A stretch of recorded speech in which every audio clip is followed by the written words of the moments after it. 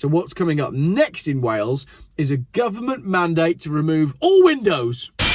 There are going to be no windows in Wales from 2025 onwards. Good afternoon. Today I want to talk about Wales. Not the humpback variety, the one that's like over there. What a moment for Wales. Could this be it? Could this be their path to glory? All done by this man in the grey headgear. Polluting M4 and A470 drivers in Wales could face payments. Drivers of heavily polluting vehicles, BBC News, could have to pay on some of Wales' busiest roads under a new law. The Welsh Government, well, okay, let's not say anything about the Welsh Government. They're doing a great job. They're absolutely, definitely not, some sort of demonic, power crazy, mental decision makers. The Welsh Government said it would only happen if 50-mile-an-hour zones fail to reduce emissions. There is a lot to unpack here. Sections of the M4 near Newport and the A470 at Pontypridd have been considered as potential clean air zones if lower speed limits do not work. So, what they're saying is, if we can't cut the emissions by making the roads 50 miles an hour, then we're going to charge you to drive on them instead if you have a heavy polluting vehicle. The charging powers are contained in a long-awaited bill that also paves the way towards new national targets on cutting pollution. That sounds absolutely terrifying.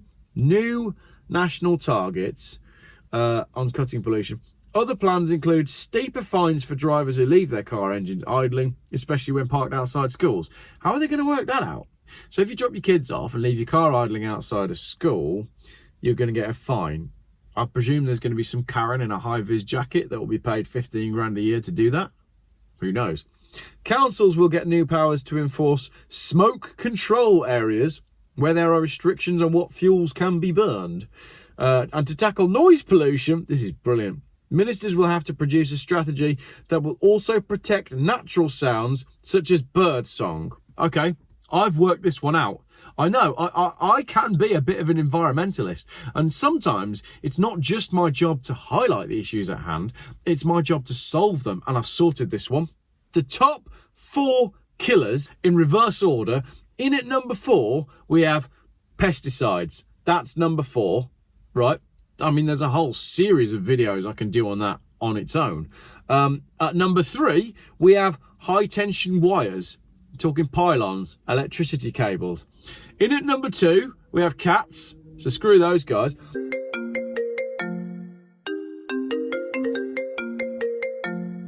And in at number 1, windows. Windows, not like Bill Gates' windows. I mean, he's part of this anyway. But windows. Windows are the number 1 killer of birds. So if ministers have to produce a strategy that would protect natural sounds such as bird song, it stands to reason that they want to protect the birds. So what's coming up next in Wales is a government mandate to remove all windows. There are going to be no windows in Wales from 2025 onwards. Government documents say that clean air zones will only be considered in these 2 locations. So this is the M4 between junction 25 and 26 and the upper boat to Pontypridd stretch of the A470.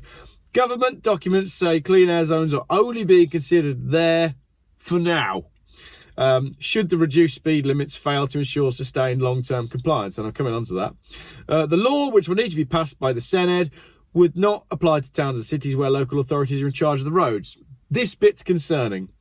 But the government said it was also let councils introduce their own emissions charges, as has happened in some English cities. This means if you get some crazy council that wants to adopt some of these crazy policies, they have the power to introduce their own emission zone charging systems. So you could end up with a situation where multiple different towns have multiple different charging systems. And I wouldn't be surprised if in the future we saw you having to say top up a carbon card, and you think, oh well, I've got to drive through Swansea today, so I've got to top up with 15 carbon points to go through Swansea. And then I'm working my way down to Oxford, so I'm going to need 40 carbon points for that. And after that, I'm going to Cambridge, and that's another 65. So you've got to work out your carbon points to scan it on your way into the city. So obviously, this being the BBC, they've interviewed a number of people, all of whom are impartial and all of whom come from both sides of the argument. First up, we've got Deb, who walks her daughter to school and doesn't drive.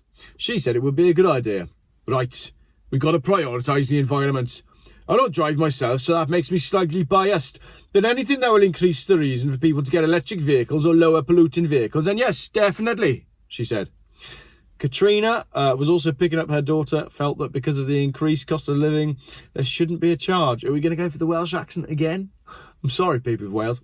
People cannot afford to live as it is. If you want to be able to go to town, you shouldn't have to pay, really. It's just putting more money on top of more money that people haven't got. Thanks for that, Katrina. The bill has been welcomed by environmental campaigners, of course it has, and Joseph Carter of Asthma and Lung UK. Well, brilliant, yeah, we're going to ask him for that. Was he from Wales? Let's pretend he was. Air pollution is one of the most pressing public health issues we face, and it's especially damaging to our children's developing lungs. Thanks, Joseph. And Friends of the Earth Cymru director Haf Elgar said, he was probably from Wales as well, wasn't he? Air pollution is not only a public health issue, but also a social justice issue and an environmental issue. And then Plaid Cymru, climate change spokesperson Delith Jewel, called the bill a step forward. But, she added, this bill is painfully overdue and there's still questions about its scope and how exactly it will be enforced. The Welsh Conservatives' Janet Finch-Saunders said her party welcomed the step towards improving air quality in Wales, adding that the legislation in this area was long overdue. And that the other person just said. However, it's clear from the wording that this bill is barely even a first step to introducing a comprehensive Clean Air Act, of like the Welsh Conservatives have been calling for years. The Labour government need to step up their game, as is the case with all legislation. The devil will be in the detail. Colleagues and I will be looking to see whether this bill goes far enough to address the long-standing issues we face here in Wales. I apologise to the people of Wales for that. However, I'm not done yet. There's a study here about the effect of vehicle speeds on emissions, and basically what it says is if you reduce your speed from 70 miles an hour to 50 miles an hour, you're going to cut 7% of the emissions that are coming out of the car. If you get people to just do the speed limit, it's 3%. So getting people to do the speed limit is fine, that gets you 3% reduction, but dropping it to 50 mile an hour only gets another 3% reduction.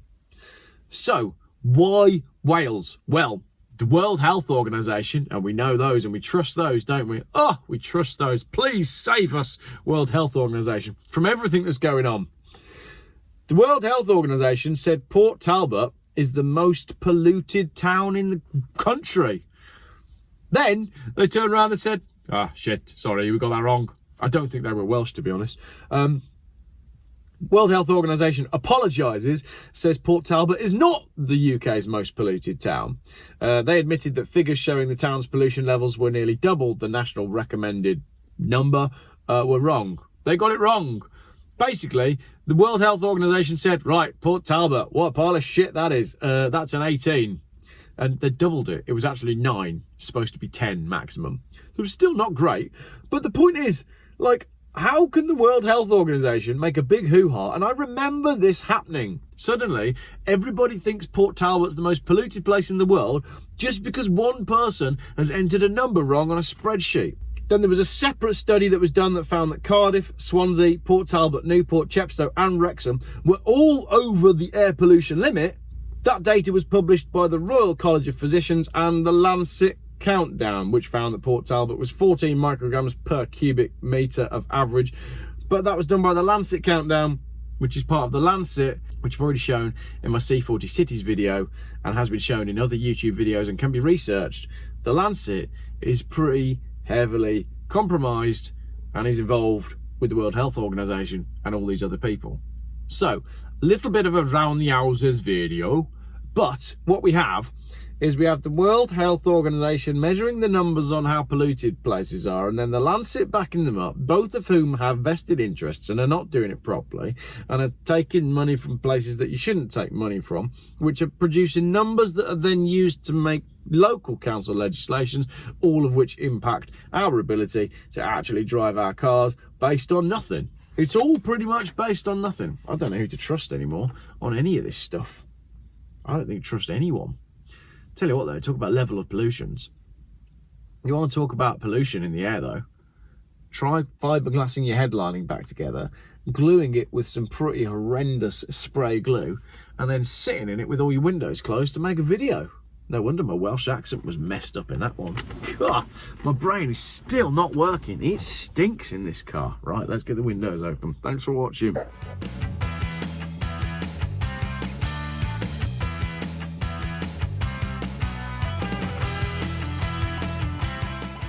Geoff buys cars.